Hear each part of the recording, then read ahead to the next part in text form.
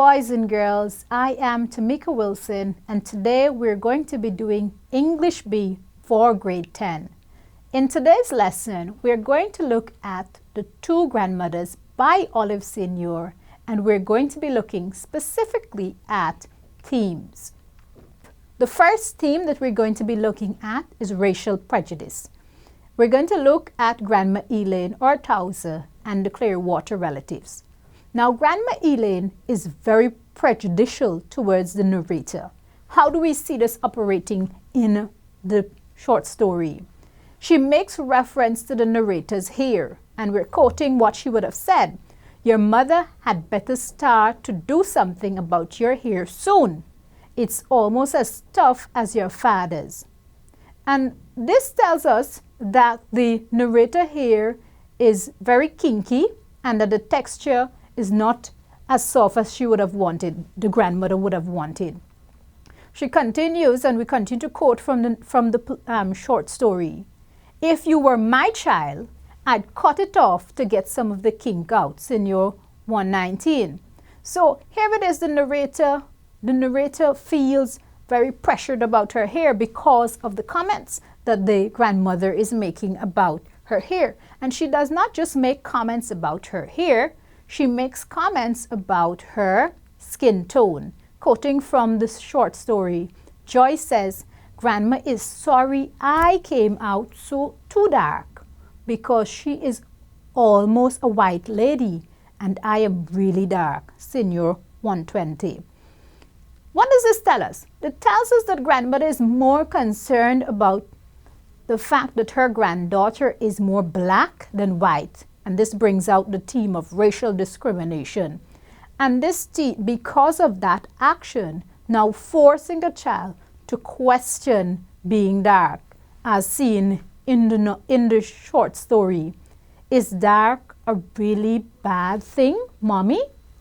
In Senior 120. Grandma Dell is quite opposite to Grandma Elaine because she reinforces the very opposite view of Grandma Elaine. Grandma loves to comb my hair. She said it's so long and thick, and she rubs it with castor oil every night. Senior 117.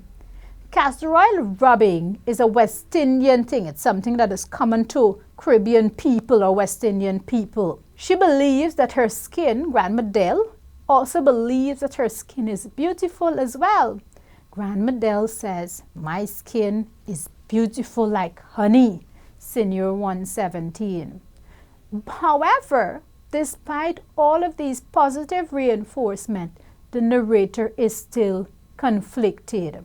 And we see that because you have, on one hand, one grandmother is saying that, well, your hair is too kinky, and the other hand, the other grandmother is saying, it's beautiful. So of course, as a child, that will be very conflicting for you. When we look at both grandmothers, we see that the only difference between the two grandmothers is what is too dark or what is too kinky. And both grandparents or both grandmother has their own level of prejudice.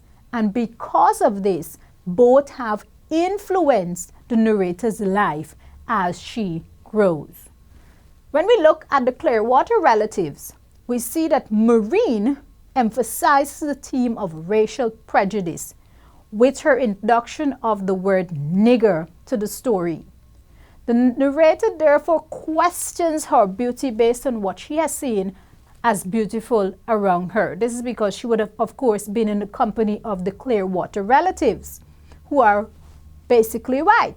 She realizes that she does not have what it takes to be beautiful, so she questions, how can I be beautiful when my skin is so dark, darker than yours and Maureen, and my hair is so coarse, not like yours or Maureen? Is it because Maureen's father is white? So she's beginning to question a lot of things. Is this why Maureen calls me nigger? And although she's a child, she knew within herself that this term nigger is derogatory. Maureen lashing out at her the way she did caused the narrator to question her identity based on what Maureen would have said. So when we talk about racial prejudice, we see it coming from both grandmothers as well as the relatives from Clearwater, and this causes the narrator to really question who she is as an individual. And although she's against what Maureen said, she wants to be like Maureen, and that is ironic, right? And we'll see how that plays out a little more in the story. She becomes more ashamed of her hair and her heritage as a whole, and we will see how this continues to be a significant impact or plays a significant role on her life as the story progresses. Now we want to look at social prejudice, and we want to start, of course, with Grandma Elaine. And Grandma Elaine dislikes Grandma Dell because she is from the country and therefore she's not worthy. She sees her as irrelevant. She also believes that Grandma Dell is brainwashing their common grandchild, who is the narrator, with information that is not only relevant, but information that can be embarrassing as well. So this is how she felt, Grandma Elaine felt towards Grandma Dell. Her view as a socialite is in complete opposite of the simple life of Grandma Dell. And because she's in complete opposite, that's why she felt the way that she felt about Grandma Dell. She dates rich white men to maintain her physical beauty because this is quite important to her. She also travels a lot. Grandma Dell, on the other hand, shows no feelings towards Grandma Elaine or holds no social prejudice towards her. However, we see this judgment towards her neighbor, Ermedine and Eulalie, who she refers to as disgraceful Jezebel, who disgraced their parents by getting pregnant. So while Grandma Dell did not have no sort of prejudice towards Grandma Elaine, she still felt that way. Socially, she still judged people, and the people she judged were the ones who were around her, her neighbors, of course. She also see them as being beneath her, despite being in that position herself, where she got pregnant and was shunned by her community for a period of time. And if you recalled earlier, when we were looking at characters, one of the things that I said about Grandma Dell is that she's a very hypocritical person, and we see this coming out now, because although she does not judge Grandma Elaine, she still judged the people around her and judged them for becoming or for falling in the same situation that she was in, and that is hypocritical, because we would think that if you are in the same situation or someone falls in the same situation as you would have in your past, that you will be more empathetic, you will be more sympathetic towards them, and that was not the case. Let's see how the narrator looked or how social prejudice affected the narrator. First of all, because she has both grandmother, and because both grandmother has significant influence on her, she adopted the prejudice of both grandmothers. She disliked going to the countryside because there was only black people there. As she continued to grow, remember earlier, as the story began, she loved going to the countryside. However, as she grew, she realized that that's not something that she wants to do. Then she looks down on her friends, Eulalie, Pearlie, and Ermedine, because of their multiple pregnancy and the fact that they were poor. So now she's passing judgment on her friends based on their social status or so, right? She starts to literally avoid them because she does not want them to ask her for some of her clothes. Being around, and this came as a result of being around Grandma Elaine, which resulted in her becoming very materialistic. Everything about being in the rural area, the experiences, the people she met, knows from the past, begins to annoy her as she becomes a teenager. She wanted nothing to do with them. She believed that she is now in a different position or a different scope, and that is because of her influence from Grandma Elaine. So all of these things now begin to annoy her. She sees visiting the country something she once loved as a shameful event, and so she would prefer to go to America or Europe as against visiting. So those are some of the situation, or that is how social prejudice operated in the confines of the novel.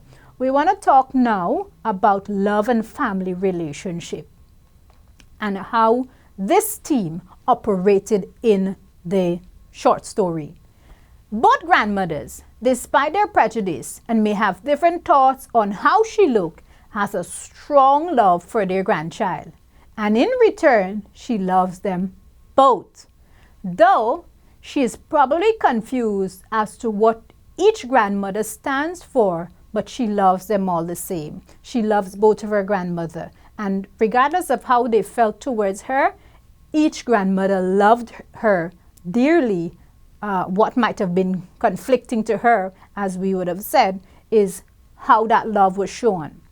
Grandma Dell has shown her love throughout the story when she combs her hair, takes her to church, and when she tries to get her to remove herself from negative influence, and by educating her about inappropriate and appropriate behaviors. At first, the narrator loves this education and attention from Grandma Dell. But as she grows, we realize as readers that this change and sees this love as irrelevant and stifling. She doesn't love her any less, but right now, at the point that she's in, she just cannot love the view of Grandma Dell. On the other hand, or in contrast, Grandma Elaine shows her love for the narrator by highlighting her flaws and by providing ways to improve these flaws so that she becomes more socially acceptable. Remember, Grandma Elaine is a socialite, so she wants her granddaughter to fit in a certain scope, a certain bracket. Grandma Elaine was the one who pointed out that her skin was too dark and her hair was too kinky. Now, as an adult, doing something like this can have psychological implication for a child of such a tender age. However, this is her way of showing that she loves her, and as a result, this love intensifies in some way. Grandma Elaine suggests activities to improve the narrator's social prospect, as I would have said before. She wants to send her to a fitting finishing school, and she wants her to visit off the island because this, she believes, would make her more culturally aware. So as a grandmother, she wants her granddaughter to follow in her footsteps, and this has implication for the narrator. The narrator returns this love by seeing Grandma Elaine as the favorite grandmother, and eventually, what does she do? Adopts the materialistic ideals that Grandma Elaine holds. Women in society. The story The True Grandmother is about women. It is about the values that women pass along, and it is about the way they treat each other. So this is a very important theme to pay attention to as women or as men. And of course, you're a student studying literature, and you're going to go out, and literature plays an important role in helping us to understand some of today's issues. We meet different types of women of different social status, different financial background. But what we do understand is that all these women teach us about the overall picture of women in society.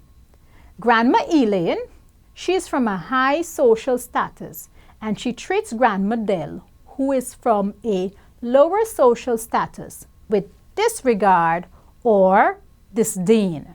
Grandma Dell, on the other hand, treats Eulalie and Ermedine and Pearlie with disdain because they are victims of their financial and social status. And that's very sad. The narrator, of course, is influenced by both grandmother, and so she joins the cycle of discrimination against her friends and those experiences and people she learned while living in the rural area. And so she eventually begins to see herself as better than them. And this feeling comes from Grandma Elaine, who teaches her that it's quite okay to feel this way. Nothing is wrong with feeling this way. You are superior to them and they're beneath you. Ironically though, although she sees herself as better than others who are not as well to do as Grandma Elaine, the narrator suffers the same treatment at the hands of her cousin Maureen. And this is ironic, as Maureen treats the narrator as less than well off.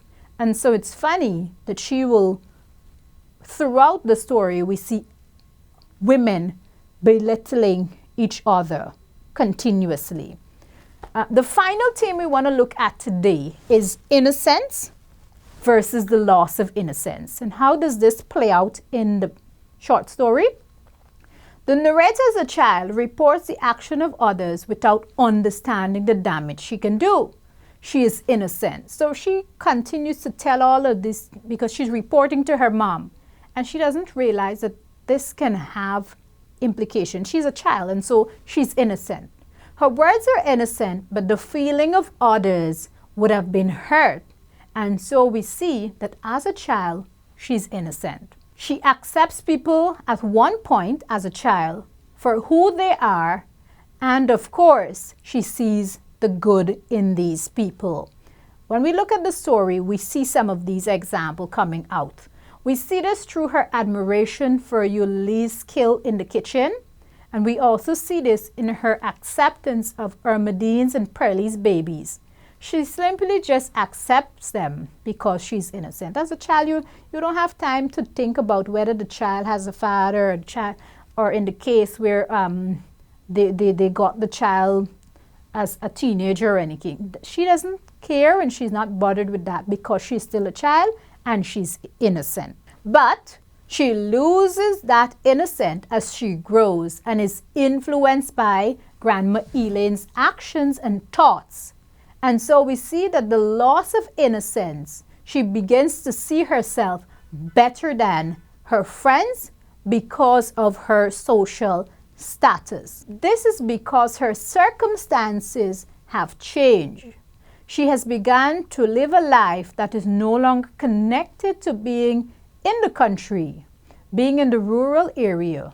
And it is in this that we realize that she has lost the innocence that comes with maturity. So she has began to mature, and in becoming mature, she loses that innocence.